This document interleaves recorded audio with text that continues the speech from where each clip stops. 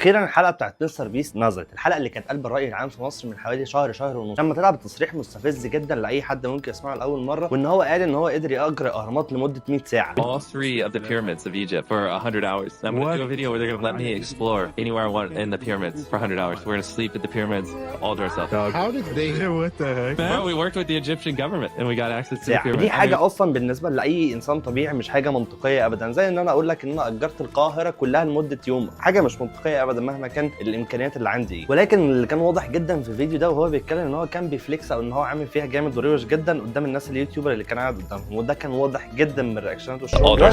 How did they know what the heck? الوقت ده كنت بسمع رايين، في واحد فيهم كان نفسي بس ليه بتعملوا كده معايا؟ بتاع ان هو يا جماعه ده مستر بيست اشترى الاهرامات، يا جماعه مصر بتبيع اهراماتها، على اساس ان الناس اللي شغاله في وزاره الاثار دول بيلعبوا بومب ومرجيح. ده طبعا شيء مستحيل، الناس دي ماسكه ملف السياحه باحسن شكل ممكن من زمان جدا، وبيقدروا يعالجوا مشاكل ما بتوصلناش اصلا. فبالك ان هو يقدر يعمل كولاب مع حد من اهم اليوتيوبر اللي موجوده في العالم، وده مش بكلام انا، ده ارقامه بتقول كده. فكولاب زي ده او عمل مشترك مع شخصيه مشهوره بالحجم ده، فعلى الاقل لو ما كنتش هتاخد منه فلوس فهو هيحرك لك شكل السياحه بشكل كبير جدا فوق ما انت تتخيل. وده لسبب بسيط قوي، تقريبا من الناس اللي بتتابع مستر بيست من سن ال 14 فيما فوق، والشريحه دي بقى مش موجوده مثلا في امريكا، مثلا في استراليا بس، في كندا، لا ده على مستوى العالم كله. على الاقل يعني اللي هو ده سيناريو قد يكون مش موجود لو ما اخدتش منه فلوس قصاد ان هو هياخد المكان بتاع الاهرامات يصور فيه براحته. الناحيه الثانيه هو دخل لك سياحه ضخمه جدا انت مش متخيل حجمها عامل ازاي. بص لك ان تتخيل ان دي قوه مستر بيست لما يجي يعمل اعلان للسياحه لدوله معينه. بص انا مش عارف انت هتصدق اللي انا بقوله دلوقتي ده ولا لا، ولكن الامارات جابت مستر بيست عشان يعمل اعلان لدبي. كيف تبدو تجربة $500,000؟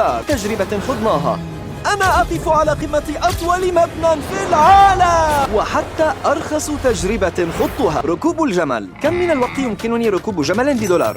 دقيقتان $2. اتفقنا؟ فيديو بعنوان انا جربت ان انا اتفسح $، جربت اتفسح $500,000. في الفيديو ده في الثانيه 52 في بدايه الفيديو اصلا عمل اعلان ببلاش للاهرامات. أردت ركوب جمل في مصر لكن التكلفة أكثر من $، لذا سأضع صورة الأهرامات في الخلف وأنشر. رائع. كمل بقيه الفيديو ان هو بيتكلم عن شويه حاجات مختلفه لحد ما راح لدبي وعمل تجربه سياحه كامله $500,000. طبعا انا مش محتاج اقول ان قد ايه الامارات بتصرف مليارات سنويا على سياحه بلد، وده شيء ذكي جدا ومهم جدا لاقتصاد اي دوله، ده بسبب ان كل دوله بيبقى ليها مصدر قوه بتدخل منه دخل بلدها. طبعا كلنا عارفين من زمان جدا ان اقوى مصدر دخل الامارات من زمان بعد البترول هو السياحه. فانا في حاجه صغيره بس عايز اوضحها، ان الجمهور او الاودينس اللي موجوده عند مستر بيست مش موجودين مثلا في نطاق امريكا وكندا واي حد بيتكلم باللغه الانجليزيه، لا الراجل ده بسبب ان هو كسر حاجز اللغه، وبقى في اليوتيوب مفتوح له كده تقريبا مش موجوده غير في قنوات قليله، ان المحتوى بتاعه فيه اوديو تراك، ان هو يخلي الكلام اللي هو بيقوله بيترجم بلغات مختلفه. انت متخيل الفيديوهات وصلت لحد فين؟ وعمل حركه انا شايفها بجد من